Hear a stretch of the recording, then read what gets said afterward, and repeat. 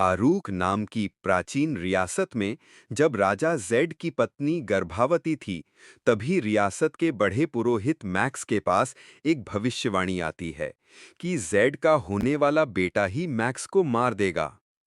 गुस्से में मैक्स अपनी एक जादुई चुड़ैल को भेजता है, जो बच्चे को पैदा होने से पहले ही पकड़कर उसको मार डालने की कोशिश करती है। चुड़ैल जादू के जोर से बच्चे को उसकी मां के पेट से एक बैल के पेट में डाल देती है। फिर बैल का पेट काट कर उस बच्चे को निकाल लेती है। बच्चे को कटाने के बाद चुड़ैल उसके बदन पर देवता आर का निशान लगा देती है और उसे बलि पर चढ़ाने ही वाली होती है। तभी गांव का एक दयालु किसान पहुंचे, जो उस बच्चे को बचाकर अपना बेटा बनाकर पालने लगता है। इस बच्चे का नाम डर रखा गया। और जैसे कि वो पैदा होने के दौरान ही एक जानवर के पेट में लाया गया था, वैसे ही उसमें अजीबो-गरीब गुणों का विकास होता है। वो जीव जंतुओं की भाषा समझ सकता था।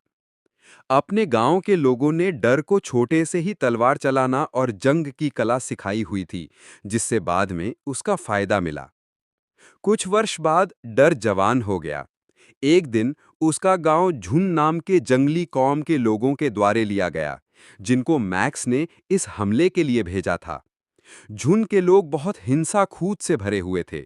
उन्होंने आग लगा दी, लोगों को कैद कर लिया और उनका खून बहा दिया। बहुत सारे गांव वाले मार दिए गए और डर इन सब में अकेला बच गया। अपने गांव के सब लोगों को खोने के बाद डर अब बदले की भावना लेकर अरूक की राजधानी की ओर निकल पड़ता है। रास्ते में डर को अनेक जानवर साथी मिल जाते हैं। सबसे पहले एक सुनहरा बाज आता है, जिसका नाम वो शरक रख लेता है। फिर वो दो चुलबुले फेरेट्स कोडो और पोडो से मिलता है, जो उसको बहुत पसंद आते हैं। और एक काला बाघ, जिसका नाम डर रूह रखता है। सफर के दौरान डर की मुलाकात एक गुलाम लड़की किरी से होती है। एक दिन किरी एक नदी के किनारे नहाने पहुंचती है। फेरेट्स कोडो और पोडो उसकी चुनरी चुरा लेते हैं, जिसे देख किरी नंगे पानी में भागती है। डर तुरंत अपनी बात शरक को बुलाता है। शरक जैसे एक वीर की तरह कूदता है और डर किरी को सुरक्षित कर लेता है।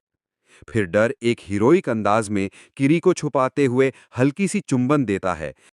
फिर डर अरूक की राजधानी पहुंचता है, जहां पूरा शहर मैक्स और उसकी सेना के कब्जे में है। मैक्स ने अरूक के कई लोगों के बच्चों को पकड़ रखा है, ताकि उनको अपने देवता आर की बलि पर चढ़ाया जा सके।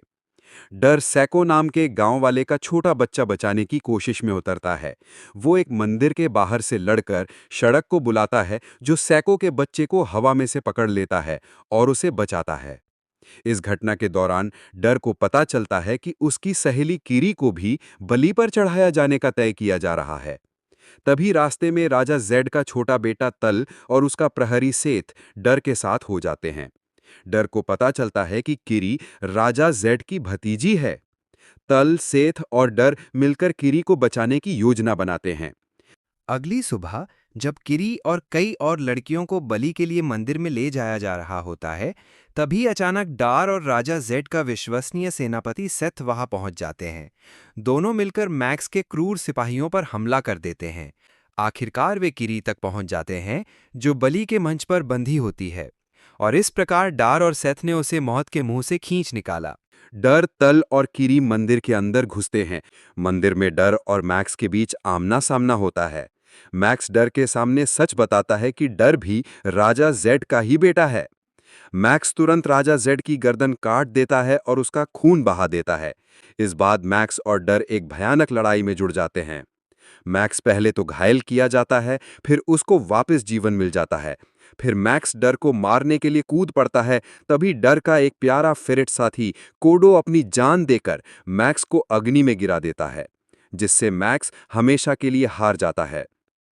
डर कोडो के बलिदान से गहरा दुखी हो जाता है। उस पल डर रुककर चुप हो जाता है, लेकिन फिर उसकी हिम्मत फिर से जाग उठती है कि कोडो ने अपनी जान देकर उन्हें जीने का एक और मौका दिया है, और कोडो की इस महाप्रयत्न का सम्मान करता है। डर की विजय अधूरी लगती है, क्योंकि उसी रात झुन के जंगली सेना आरूक पर हमला करते हैं। वो उनके लिए एक बड़ी चाल बिछाता है। वो जंगल में सब झाड़ियां जलाकर एक जाल बुनता है। झुन के सेनापति उस जाल में फंस जाते हैं और आग में घिर जाते हैं। वो उनके मुखिया को भी हराता है। जो कुछ बचे बच जाते हैं वे फिर से पक्षियों की भक्ष्य सूची बन जाते हैं। अगली सुबह सेठ डर को आरोग का नया राजा बनाने की बात करता है, लेकिन डर कहता है कि उन सब में सबसे लायक तल है और वो खुद इस गद्दी से अलग होना चाहता है। इस प्रकार डर अपनी सहेली किरी और सब अपने जानवर साथी रूह, शरक और पोडो, जो 2 बच्चों के साथ थे, जंगली जीवन की तरफ निकल पड़ता है और उनकी यह रोमांच भरी कहानी यहीं समाप्त होती है। अगर आपको ये कहानी पसंद आई हो तो हमारे चैनल को सब्सक्राइब जरूर करें।